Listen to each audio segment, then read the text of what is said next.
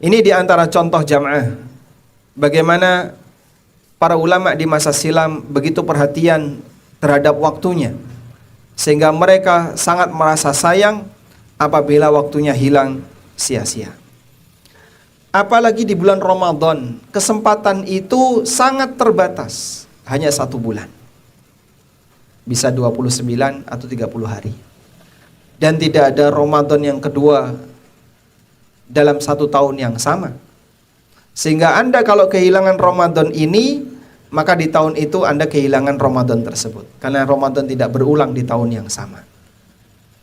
Padahal bulan Ramadan adalah bulan di mana Allah Subhanahu wa Ta'ala banyak sekali memberikan rahmatnya, pelimpahan pahala, dan seterusnya.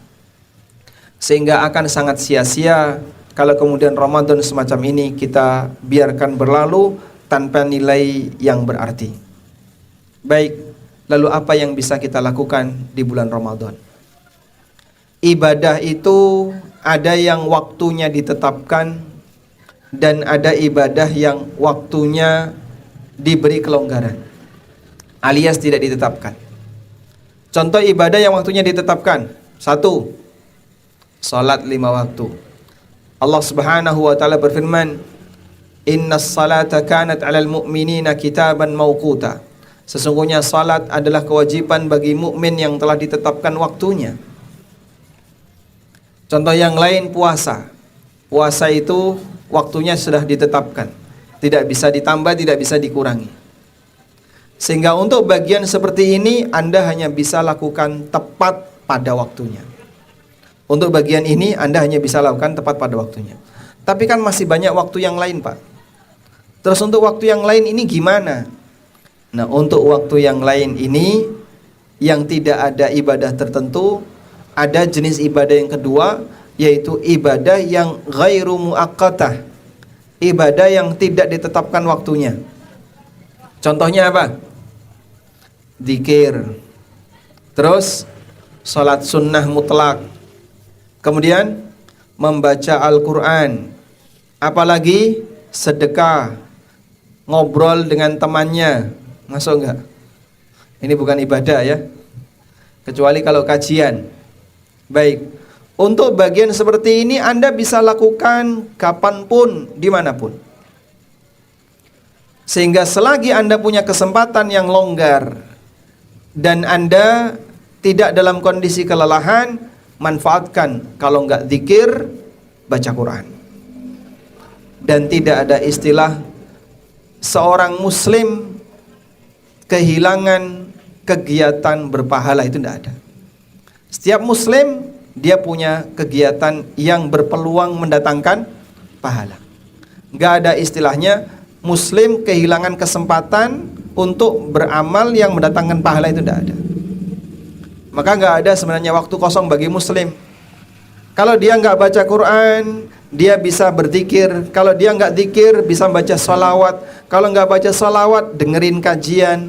Kalau capek dengerin kajian, bisa dengerin murattal. Ada banyak kesempatan yang bisa dia gunakan untuk menggali ilmu, menambah kebaikan.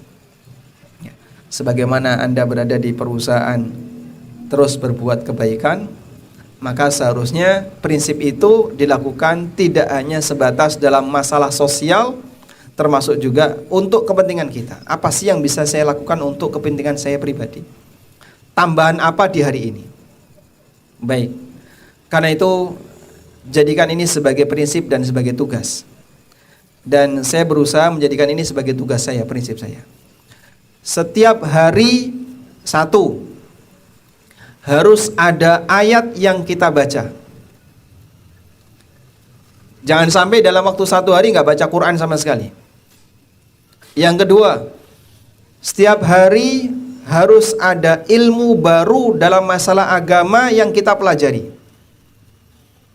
Jangan sampai tidak bertambah. Dan alhamdulillah ada banyak yang bisa Anda akses untuk menambah ilmu di zaman internet ya. Baik yang bentuknya tulisan maupun ceramah, kajian, rekaman, dan seterusnya. Yang ketiga, setiap hari Anda harus berbuat baik dalam bentuk apapun meskipun kecil nilainya. Misalnya hari ini saya sudah membahagiakan siapa. Hari ini saya sudah berbuat baik kepada siapa. Ya tidak harus banyak orang. Misalnya cukup target 1, target 2 setiap hari. Meskipun hanya sedikit kecil. Mas tak kayak duit 500 ya mas. Saya dikai senang, alhamdulillah ditompo ya. Coba kalau gak ditompo, berarti Anda kehilangan kesempatan untuk infak sebesar 500 rupiah.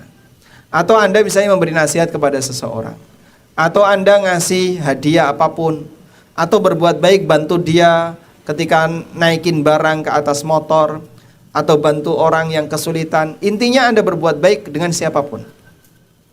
Kalau itu jadi komitmen, insya Allah nanti jadi kebiasaan. Kebiasaan terkadang berawal dari komitmen. Ya. Awalnya sih kita malas, tapi karena kita punya komitmen, saya harus seperti ini, terus dibiasakan, maka nanti jadi apa? Kebiasaan.